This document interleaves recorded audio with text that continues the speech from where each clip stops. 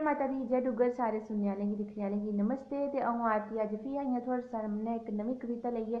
उम्मीद करियै कविता तुसेंगी पसंद आनी। अगर पसंद आ जरूर चैनल गी लाइक करेओ, शेयर करेओ, कमेंट जरूर करेओ। शुरू करने आं अज्जै दी कविता। मुक्की गर्मी आई गेआ स्याला, उप्पर धारै पौन लगी पेआ पाला। मुक्की गर्मी आई गेआ स्याला, उप्पर धारै पौन लगी पेआ पाला।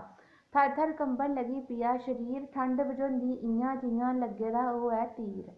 खिंद खंदोलू कड्ढने सारे, चिक्की चिक्की लैनी रजाई। चाहिदा पतीला चढ़ाना बड्डा, ठंड छोड़नी डराई। ना गै लब्भने मच्छर मक्खियां, ना गै कूलर एसी पक्खियां।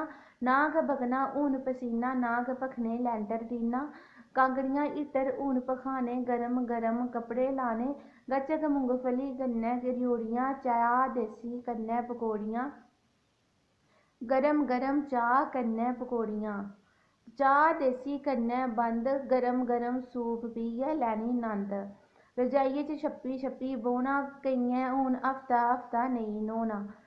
हीटर लाइयै भखानी जिंद, नेईं तां नक्क बगना लगी पौना। ठंड लगी जिगर बिंद। ध्यान रक्खेओ ठंड निं लग्गै ते बगै निं नक्क। ध्यान रक्खेओ ठंड निं लग्गै बगै निं नक्क। छिक्कां निं औन ते गिल्ली निं होऐ अक्ख। होऐ जेकर खंघ जकाम, काढ़ा पीना करना राम। मता मता धन्नवाद।